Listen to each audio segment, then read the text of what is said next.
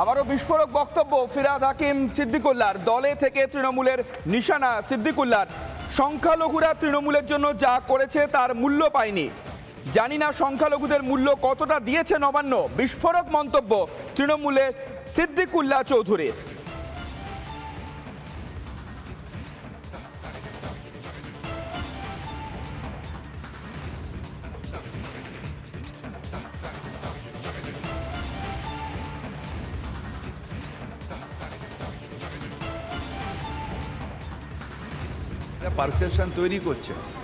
Perception তৈরি হচ্ছে যে এখানে এটা একটা হালকা করে কমিউনাল পারসেপশন তৈরি হচ্ছে যে মুসলিম মানে টেরোরিস্ট।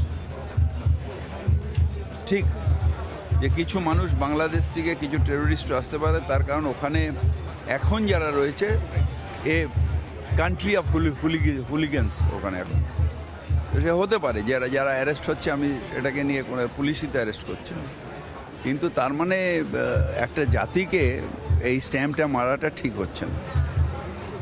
রাষ্ট্রনেতা যারা ভারতবর্ষে যাদের খুন হয়েছেন, সেটা সাউথে হোক, নর্থে হোক, সেন্ট্রালে হোক, একদম মহাত্মা গান্ধী থেকে শুরু করে এখন পর্যন্ত কোনো মুসলিম কিন্তু খুন করেনি, অথচ টেরোরিস্ট স্ট্যাম্পটাকে মেরে দেওয়া হচ্ছে।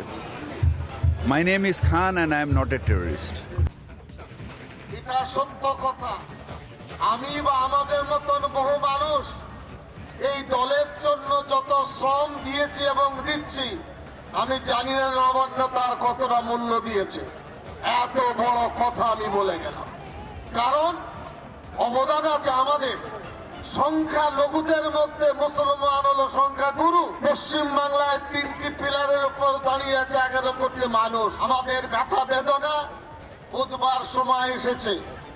আমি জানি জৈন ভাইয়েরা অতি শান্ত হন, আমি জানি বুদ্ধিস্ট ভাইয়েরা রাস্তায় দাঁড়িয়ে মারামারি এবং সংঘাত করেন না, কিন্তু সেই মূল্যটা কে দেবে? সেই মূল্যটা আমরা একে অপরকে দেব। এই বিশ্বাস অন্তরে গ্রহণ করার জন্য আজকের মিলন মেলা।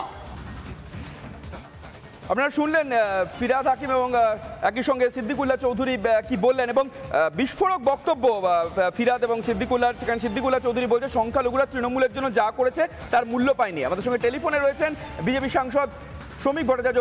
শ্রমিকবাবু, জানতে চাইবো যে সিদ্দিকুল্লাহ চৌধুরীর এই যে মন্তব্য, সংখ্যালঘুরা তৃণমূলের জন্য যা করেছে তার মূল্য পায়নি, জানি না সংখ্যালঘুদের মূল্য কতটা দিয়েছে নবান্ন, কি বলবেন? এরকম একটা বিস্ফোরক মন্তব্য আজকে করলেন।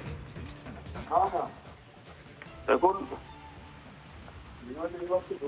এটা হবারই, যে পথে তৃণমূল কংগ্রেস সরকার চালিয়েছে, যে পথে অতীতে বামপন্থীরা পশ্চিমবঙ্গের মাটিতে অনুপ্রবেশকে স্বাগত জানিয়েছে, যেভাবে অতীতে মুখ্যমন্ত্রী বুদ্ধদেব ভট্টাচার্য একবার খারিজি মাদ্রাসা নিয়ে বক্তব্য রেখে পার্টির চাপের কাছে নতি স্বীকার করে পরের দিন সেখান থেকে সরে আসেন, যেভাবে অতীতে রাজ্যের মুখ্যমন্ত্রী প্রয়াত জ্যোতি বসু বলেছিলেন অনুপ্রবেশ বিষয়টিকে একটি মানবিক মুখ নিয়ে বিবেচনা করা উচিত, যেভাবে উলুবেড়িয়ার কাছে ট্রেন থেকে মহারাষ্ট্রে ধরা পড়া অনুপ্রবেশকারীদের ফরওয়ার্ড ব্লকের স্থানীয় নেতা ছাড়িয়ে নিয়ে গিয়ে চলে গিয়েছিলেন, যেভাবে মুখ্যমন্ত্রী আজকে বিভাজনের রাজনীতি করেছেন এবং বলেছেন অনুপ্রবেশ বলে কিছু নেই, এপার বাংলা ওপার বাংলার এক, দিবে আর নিবে মিলাবে মিলিবে, আজকে তার এটাই ফলশ্রুতি হতে চলেছে।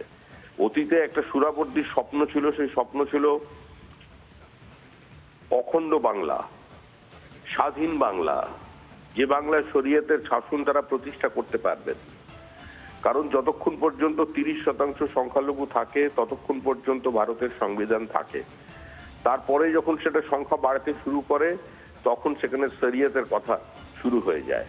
আজকে বাংলা এবং বাঙালির সংস্কৃতির কথা বলি, আমরা রবীন্দ্রনাথ নজরুলের কথা বলি, কিন্তু আজকে যে ভাষায় এই নেতারা কথা বলছেন এটা সৈয়দ মুস্তাফা সিরাজের ভাষা নয়, সৈয়দ মুস্তাফা আলীর ভাষা নয়, কাজী নজরুল ইসলামের ভাষা নয়।